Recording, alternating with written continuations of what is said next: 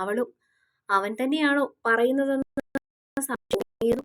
ഗൗരവത്തിന്റെ മുഖംമൂടിയിൽ മാത്രം കണ്ടിട്ടുള്ള ഒരുവൻ അവന്റെ നാവിൽ നിന്നും ഇങ്ങനെയൊന്ന് കേട്ടപ്പോൾ അവൾ അത്ഭുതപ്പെട്ടു പോയി. എന്റെ സ്നേഹത്തിന് ഒരൊറ്റ അവകാശി മാത്രമേ ഉള്ളൂ. അതെന്നും അനന്തുവേട്ടനാണ്. എത്ര കാലമായി ഞാൻ എൻ്റെ മനസ്സിൽ കൊണ്ടു നടക്കുന്നതാണെന്നോ. പെട്ടെന്ന് തൻ്റെ പ്രണയത്തെപ്പറ്റി അവൾ വാചാലയായിരുന്നു. ഈ വട്ടം അത് കേൾക്കാൻ അവനും ഉത്സാഹമേറെ. ഞാൻ പബ്ലിക് ബൂത്തിൽ നിന്നാണ് വിളിക്കുന്നത്. വീട്ടിൽ ചെന്നിട്ട് വിളിച്ചാൽ മതിയോ? മതി. അവൻ ഫോൺ കട്ട് ചെയ്തപ്പോൾ കുറച്ചു നേരം അവൻ അങ്ങനെ തന്നെ ഇരുന്നു പോയിരുന്നു. ഏതോ ഒരു മധുരമായ ഓർമ്മയിൽ മുഴുകി അങ്ങനെ. അവൻ്റെ നെഞ്ചിലും ഒരു പഞ്ചാരിമേളമായിരുന്നു.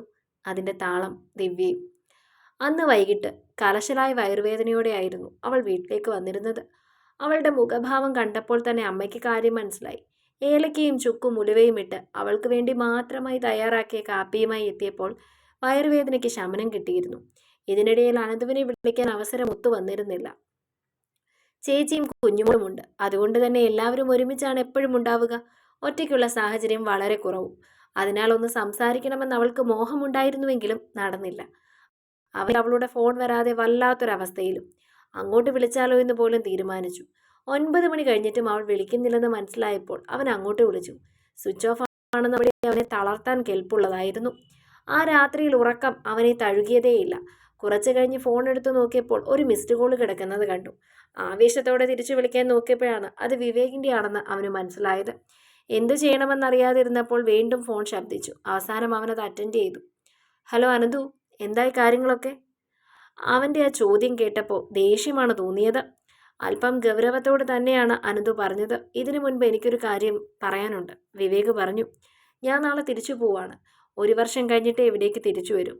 അതിനിടയിൽ എന്ത് ഡെവലപ്മെൻ്റ് ഉണ്ടായാലും താൻ എന്നെ വിളിച്ചറിയിക്കണം. മുഖമടച്ചൊന്ന് കൊടുക്കാനാണ് ആ നിമിഷം അനന്തുവിന് തോന്നിയത്. എങ്കിലും അവൻ തിരികെ പോകുമെന്ന വാർത്ത അവനിൽ ഒരു സന്തോഷം ഉണ്ടാക്കിയിരുന്നു. തനിക്ക് കാശ് വല്ലതും വേണോ? അത് ചോദിക്കാനാണ് ഞാൻ വിളിച്ചത്. അവിടെ ചെന്ന് കഴിഞ്ഞാൽ പെട്ടെന്ന് എനിക്കൊന്നും തരാനൊന്നും പറ്റില്ല. എനിക്ക് കാശൊന്നും വേണ്ട. താല്പര്യമില്ലാതെയാണ് അവൻ മറുപടി പറഞ്ഞത്. Okay, good attitude. ആദ്യം ജോലി, പിന്നെ കൂലി. 1 വർഷം കഴിഞ്ഞ് ഞാൻ ഇനി വരുമ്പോൾ ഞങ്ങളുടെ കല്യാണം ഉണ്ടാവും. അതിനു മുൻപ് എന്തെങ്കിലും ഉണ്ടാക്കി അവളോട് പിണക്കം ഉണ്ടാക്കേണ്ടത് തൻ്റെ ബാധ്യതയാണ് കേട്ടോ. അവൻ്റെ ആ മറുപടി അനന്തുവിനെ തളർത്താൻ കഴിയുന്നതായിരുന്നു.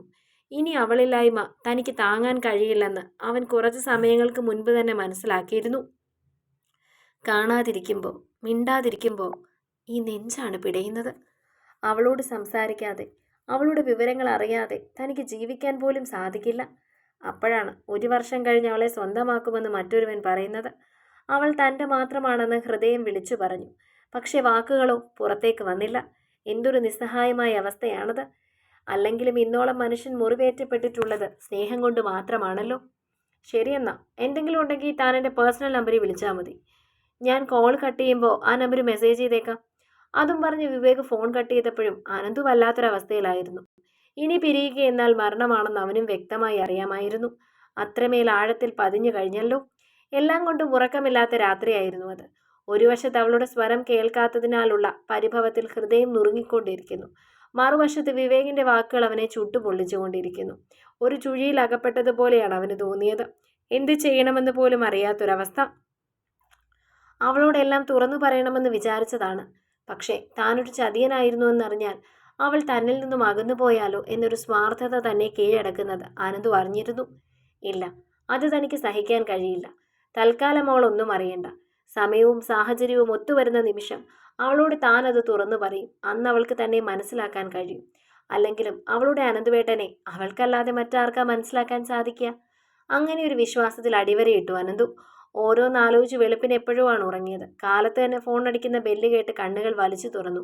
പ്രതീക്ഷ തെറ്റിയില്ല, അവൾ തന്നെയായിരുന്നു. പെട്ടെന്ന് അവൻ ഫോൺ എടുത്തു. ഹലോ ഹലോ അനന്തുവേട്ട, ഇന്നലെ വിളിക്കാൻ പറ്റിയില്ല. അമ്മയുടെ ഫോണിൽ ചാർജ് ഉണ്ടായിരുന്നില്ല.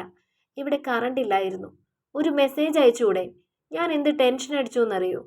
അവൻ്റെ വാക്കുകളിൽ നിറഞ്ഞു നിന്നിരുന്ന ആവലാതി അവൾക്ക് മനസ്സിലായിരുന്നു. സോറി അനന്തുവേട്ട. എപ്പോഴാ കാണാൻ പറ്റുക? അവനായിരുന്നു ആ ചോദ്യം ചോദിച്ചത്. വൈകുന്നേരം വായനശാലയിൽ. അതിന് പുറകിൽ ഒരു ഗ്രൗണ്ടുണ്ട്. അവിടെ അധികം ആരും വരാത്ത സ്ഥലമാണ്. കണ്ടിട്ടുണ്ടോ? നിങ്ങളൊക്കെ അവിടെ നിന്ന് ഫുട്ബോൾ കളിക്കുന്നത് കണ്ടിട്ടുണ്ട്. അതിൻ്റെ തൊട്ടു പുറകിലുണ്ട് ചെറിയൊരു ഗ്രൗണ്ട്. അവിടെ ഞാൻ ഇരിക്കാം. അവിടേക്ക് വരണം. എനിക്ക് നിന്നോട് കുറേ കാര്യങ്ങൾ സംസാരിക്കാനുണ്ട്. ശരി അനന്തുവേട്ട. അതും പറഞ്ഞ് അവൾ ഫോൺ കട്ട് ചെയ്തിരുന്നു. വൈകുന്നേരം ബെല്ലടിച്ചപ്പോൾ വല്ലാത്ത തിരക്കായിരുന്നു. ബസ്സിലേക്ക് കയറുന്നതിന് മുൻപ് ഒഴിഞ്ഞൊരു ക്ലാസ് റൂമിൽ പോയി കയ്യിൽ കരുതിയിരുന്ന കണ്ണാടി നോക്കി മുടിയൊന്ന് ശരിക്ക് ചെയ്കി ഒതുക്കി വെച്ചു. ഒപ്പം പോൺസിന്റെ ചെറിയ ടിൻ പൗഡറിൽ നിന്നും ഒരല്പം എടുത്ത് മുഖത്തിടാനും മറന്നില്ല. എന്തായിരിക്കും അവന് തന്നോട് പറയാനുള്ളതെന്ന ചോദ്യമായിരുന്നു അവളുടെ മനസ്സിൽ നിറഞ്ഞത്. വായനശാലയിലേക്ക് നടക്കുമ്പോൾ കാലുകൾക്ക് പതിവിലും വേഗത കൂടുന്നത് അവൾ അറിഞ്ഞിരുന്നു. ഞാൻ വരണ്ടേ? ഒരു തമാശയോടെയാണ് നീതു അത് ചോദിച്ചത്. വേണ്ട, ഞാൻ പൊക്കോളാം. നാണത്തോടെയുള്ള മറുപടി. ശരി ശരി, ഞാൻ സ്വർഗത്തിലേക്ക് കട്ടുറുമ്പാകുന്നില്ല. ചെറുചിരിയോടെ നീതു യാത്ര പറഞ്ഞപ്പോൾ വീണ്ടും ആകാംക്ഷയോടെ വായനശാലയുടെ പിറകിലുള്ള ഗ്രൗണ്ടിലേക്ക് അവൾ നടന്നു. അവിടെ എത്തിയപ്പോൾ കൃത്യമായി പറഞ്ഞെടുത്ത് ആളിരിപ്പുണ്ട്. എന്തോ ആലോചിച്ച് ചിന്തിച്ച് അരികിലേക്ക് ചെന്നിരുന്നു ദിവ്യ. തൻ്റെ സാന്നിധ്യം അറിഞ്ഞിട്ടെന്നതുപോലെ ഒരല്പം ചേർന്നിരുന്നിരുന്നു അവൻ. ആ ഒരു നിമിഷം അവളിൽ വല്ലാത്ത അമ്പരപ്പുണ്ടാക്കി. അതോടൊപ്പം അവൻ്റെ ചുടിയിൽ മിന്നി നിന്നിരുന്ന പുഞ്ചിരിയും. അവളുടെ സാമീപ്യം അറിഞ്ഞപ്പോൾ തന്നിൽ നിറഞ്ഞ ധൈര്യം മുഴുവൻ എവിടേക്കോ പോകുന്നത് അവൻ അറിഞ്ഞു. അവളുടെ മുഖത്തേക്ക് തന്നെ നോക്കി. വല്ലാത്തൊരു ബുദ്ധിമുട്ട് പോലെ. നിനക്കെങ്ങനെയുണ്ട്? അവൻ്റെ ആ ചോദ്യത്തിൻ്റെ അർത്ഥം മനസ്സിലാവാത്ത പോലെ അവൾ അവൻ്റെ മുഖത്തേക്ക് നോക്കി. നിനക്ക് വയ്യെന്ന് പറഞ്ഞില്ലേ? അല്പം മടിയോടെയാണ് അവനത് ചോദിച്ചത്. വലിയ കുഴപ്പമില്ല, തെല്ലി നാണത്തോടെ അവൾ പറഞ്ഞു. എന്താ പെട്ടെന്ന് കാണണമെന്ന് പറഞ്ഞത്? എന്തോ അത്യാവശ്യമുള്ള കാര്യം പറയാനുണ്ടെന്ന് പറഞ്ഞില്ലേ? ആകാംക്ഷ നിറഞ്ഞ ചോദ്യം. അത്യാവശ്യമുള്ളൊരു കാര്യം പറയാനുണ്ട്. പക്ഷെ അത് നീ എങ്ങനെ എടുക്കും എന്ന് എനിക്കറിയില്ല. പക്ഷെ നിന്നോട് പറയാതിരുന്ന സമാധാനം കിട്ടില്ല എനിക്ക്. എൻ്റെ മനസ്സാക്ഷിയോട് ഞാൻ ചെയ്യുന്നൊരു വലിയ തെറ്റായിരിക്കും അത്. ഒരു തുടക്കം എന്ന നിലയിൽ അവൻ പറഞ്ഞു. എന്താണെന്ന് വെച്ചാൽ കാര്യം പറ. എന്നോട് ഒരു കാര്യവും തുറന്നു പറയാൻ മടി വേണ്ടല്ലോ അനന്തുവേട്ടന്. അവൾ ധൈര്യം പകർന്നു. പക്ഷെ പറയുമ്പോൾ നീ എന്നെ വെറുക്കില്ലെന്ന് ഉറപ്പു പറയണം. എന്താ അനന്തുവേട്ട ഇത്? ജീവിതത്തിൽ ഒരിക്കലും എനിക്ക് അനന്തുവേട്ടനെ വെറുക്കാൻ കഴിയില്ല. ഞാനിപ്പോൾ നിന്നെ സ്നേഹിക്കുന്നതിൽ നിനക്ക് എന്തെങ്കിലും സംശയമുണ്ടോ?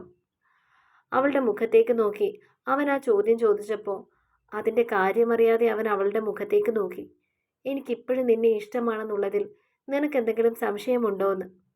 ഇല്ല, ദൃഢമായിരുന്നു അവളുടെ മറുപടി. എന്നാൽ ഈ ലോകത്ത് മറ്റെന്തിനേക്കാളും വലുതായി ഞാൻ സ്നേഹിക്കുന്നത് ഇപ്പോൾ നിന്നെയാണ്.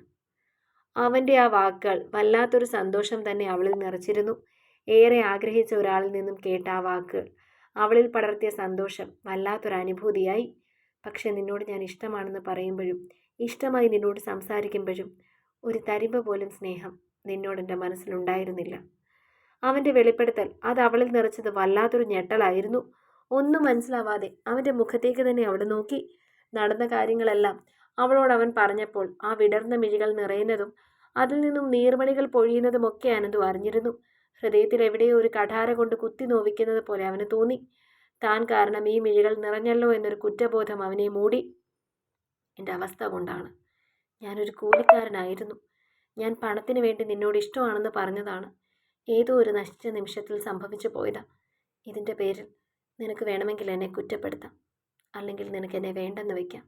പക്ഷെ ഇപ്പോൾ ഈ ലോകത്തിൽ മറ്റാരെക്കാളും മറ്റെന്തിനേക്കാളും എനിക്ക് മൂല്യമുള്ളത് നീയും നിൻ്റെ സ്നേഹവും മാത്രമാണ്. വേണമെങ്കിൽ എനിക്ക് നിന്നോട് മറച്ചു വയ്ക്കായിരുന്നു. പക്ഷെ ഒരു കളങ്കവുമില്ലാതെ നിൻ്റെ മുൻപിൽ സംസാരിക്കണമെന്നും നിന്നെ സ്നേഹിക്കണമെന്നും എനിക്ക് തോന്നി. എൻ്റെ സ്നേഹത്തിൽ ഇപ്പോൾ നിനക്ക് വിശ്വാസം ഉണ്ടായിരിക്കില്ലെന്ന് എനിക്കറിയാം. പക്ഷെ എൻ്റെ ഹൃദയം മുഴുവൻ നീ മാത്രമേ ഉള്ളൂ ദിവ്യ. ഇനിയൊരു തീരുമാനമെടുക്കേണ്ടത് നീയാണ്. ഒരു നിമിഷം അവളൊന്നും മിണ്ടിയില്ല. അവളുടെ കണ്ണിൽ നിന്ന് മടർന്നു തുടങ്ങിയ കണ്ണുനീർത്തുള്ളികൾ അവൻ്റെ ഹൃദയത്തിൽ നിണം പകർത്തുന്നുണ്ടായിരുന്നു. എന്തു പറഞ്ഞ് ആശ്വസിപ്പിക്കണമെന്ന് പോലും അവൻ അറിയില്ലായിരുന്നു. അവളിൽ നിന്നും ഒരു തേങ്ങൽ കൂടി ഉയർന്നതോടെ അവൻ വല്ലാതെയായിപ്പോയി. ഒന്നും പറയാതെ കുറച്ചു സമയം പൊട്ടിക്കരഞ്ഞവൾ. അവൻ്റെ നെഞ്ചിൽ കിടന്ന് കരയുന്നവളെ എന്തു പറഞ്ഞ് ആശ്വസിപ്പിക്കണമെന്ന് അവനും അറിയില്ലായിരുന്നു. ആശ്വാസവാക്കുകളൊന്നും അവളുടെ വേദനയ്ക്ക് പകരമാവില്ലെന്ന് അറിയാവുന്നത് കൊണ്ട് തന്നെ അവനൊന്നും പറഞ്ഞില്ല. ഉള്ളിലെ വേദന അവൾ കരഞ്ഞു തീർക്കട്ടെ എന്ന് കരുതി. അവളുടെ തലമുടിയിൽ എപ്പോഴും അവൻ്റെ വിരലുകൾ ആർദ്രമായി തലോടി. അവളെ നെഞ്ചോട് ചേർത്ത് പിടിച്ചു. എന്തോ പറയാൻ തുടങ്ങിയവൻ്റെ വായ പൊത്തിക്കളഞ്ഞിരുന്നു ദിവ്യ. ശേഷം അവൻ്റെ മുഖത്തേക്ക് നോക്കി പറഞ്ഞു, ഒന്നും പറയണ്ട. എനിക്കറിയാം. ആദ്യമൊക്കെ സംസാരിച്ചപ്പോൾ എനിക്ക് സംശയം തോന്നിയിരുന്നു. എന്നെ ഇഷ്ടമല്ലെന്ന്. ഇപ്പം എല്ലാം കൂടി കൂട്ടി വായിക്കുമ്പോൾ എനിക്ക് മനസ്സിലാവുന്നുണ്ട്. ഈ മനസ്സ് മറ്റാരേക്കാളും എനിക്കറിയാം. ഒന്നും പറയാതെ കുറച്ച് സമയം പൊട്ടിക്കരഞ്ഞവൾ. അവൻ്റെ നെഞ്ചിൽ കിടന്ന് കരയുന്നവളെ എന്തു പറഞ്ഞ് ആശ്വസിപ്പിക്കണമെന്ന് അവനും അറിയില്ലായിരുന്നു. ആശ്വാസവാക്കുകളൊന്നും അവളുടെ വേദനയ്ക്ക് പകരമില്ലല്ലോ. ഒരുപാട് നാളത്തെ പ്രണയമൊന്നും എനിക്ക് അവകാശപ്പെടാനില്ല. എന്നോട് ഇങ്ങോട്ട് അലിവോടെ ഒരു നോട്ടം പോലും വന്നിട്ടില്ലെങ്കിലും ഹൃദയം കൊണ്ട് ഹൃദയത്തിൽ ചാലിച്ചൊരു ബന്ധമുണ്ടായിരുന്നു. എനിക്ക് മനസ്സിലാവും എന്തുകൊണ്ടാണ് ഇങ്ങനെ ചെയ്തതെന്ന്. ഒന്നും പറയണ്ട. എനിക്ക് മനസ്സിലാവാത്ത ആളല്ല അനന്തുവേട്ടൻ. എൻ്റെ മുൻപിൽ ഒരു കുറ്റവാളിയെ പോലെ ഇനി നിൽക്കണ്ട. വേണമെങ്കിൽ ഇത് മറച്ചു വയ്ക്കാമായിരുന്നല്ലോ. പക്ഷെ മറച്ചു വെച്ചില്ല. തുറന്നു പറഞ്ഞല്ലോ. എനിക്കറിയാം ഇപ്പം ഈ ലോകത്ത് എന്നേക്കാൾ വലുതായി മറ്റൊന്നും ഉണ്ടായിരിക്കില്ലെന്ന്. 100% ആത്മാർത്ഥമായാണ് സ്നേഹിക്കുന്നതെന്ന് പറഞ്ഞില്ലേ, അതിലുണ്ട് എനിക്കുള്ള മറുപടി. ഞാൻ തീരെ ചെറുതായി പോകുന്നത് പോലെ അനന്തുവിന് തോന്നി. അവൻ കാണുകയായിരുന്നു ബാഹ്യ സൗന്ദര്യത്തിനപ്പുറമുള്ള അവളുടെ മനസ്സിൻ്റെ സൗന്ദര്യം. അവൾ തന്നെ ഒന്ന് വഴക്കു പറഞ്ഞിരുന്നുവെങ്കിൽ, അല്ലെങ്കിൽ തന്നോട് പിണങ്ങിയിരുന്നെങ്കിൽ ഇത്രയും വേദന ഉണ്ടാകുമായിരുന്നില്ല. തന്നെ മനസ്സിലാക്കുന്നു എന്നവൾ പറഞ്ഞപ്പോൾ അവിടെ താനാണ് ചെറുതായതെന്ന് അവന് തോന്നി. ഇത്രയും തന്നെ സ്നേഹിക്കുന്ന, ഇത്രയും തന്നെ മാത്രം വിചാരിക്കുന്ന ഒരുവളോട് എങ്ങനെയാണ് തനിക്ക് ഈ ക്രൂരത ചെയ്യാൻ തോന്നിയത്? ആ നിമിഷം അവനെ വരിഞ്ഞു മുറുക്കിയ ചോദ്യം അതായിരുന്നു. അവൻ്റെ മനസ്സ് അവളോട് പറയുന്നുണ്ടായിരുന്നു, എന്നെ ഇഷ്ടമായതിനു ശേഷമുള്ള കാര്യങ്ങൾ മാത്രം എനിക്ക് അറിഞ്ഞാൽ മതി. അനന്തുവേട്ടൻ ഇപ്പം എന്നെ ഒരുപാട് ഇഷ്ടമാണ്. ഇതിനു മുൻപായിരുന്നോ, ആരുടെ നിർദ്ദേശപ്രകാരം വന്നതായിരുന്നു, ഒന്നും എന്നെ ബാധിക്കുന്നില്ല. ഈ ലോകത്ത് മറ്റെന്തിനേക്കാളും അനന്തുവേട്ടന് ഇഷ്ടം എന്നെയാണെന്ന് തുറന്നു പറഞ്ഞ ഈ നിമിഷം മാത്രം മതി എനിക്കെന്നും ഓർക്കുവാൻ. ഒട്ടും ഉറക്കം വരാത്ത രാത്രികളിൽ ഈ വാക്കുകൾ എൻ്റെ കാതിൽ നിറഞ്ഞു നിന്നോളും. സാരമില്ല, പറ്റിപ്പോയതല്ലേ, എങ്കിലും എന്നോട് തുറന്നു പറഞ്ഞല്ലോ. നമുക്ക് ഇനിയുള്ള കാര്യങ്ങളെപ്പറ്റി ചിന്തിക്കാം. ഒരിക്കലും ഇത് പറഞ്ഞ് ഞാൻ ഏട്ടനെ കുറ്റപ്പെടുത്തില്ല ഒരു കാലത്തും. എനിക്ക് മനസ്സിലാവും തെറ്റു പറ്റുന്നത് മനുഷ്യ സഹജമാണ്. അത് തിരുത്താൻ മനസ്സ് കാണിക്കുമ്പോഴാണ് നമ്മളൊക്കെ കുറച്ചുകൂടി നല്ല വ്യക്തികളാവുന്നത്. സംഭവിച്ച തെറ്റ് എന്നോട് തുറന്നു പറഞ്ഞപ്പോൾ തന്നെ അത് പകുതി തിരുത്തപ്പെട്ട് കഴിഞ്ഞു. പക്ഷെ ഒരു വാക്കെനിക്ക് തരണം.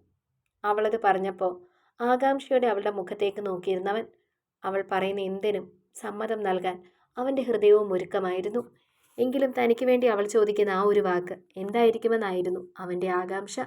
അടുത്ത ഭാഗങ്ങൾക്ക് വേണ്ടി ചാനൽ സബ്സ്ക്രൈബ് ചെയ്യുവാനും കഥയെപ്പറ്റി കമൻറ്റ് ചെയ്യുവാനും മറക്കല്ലേ.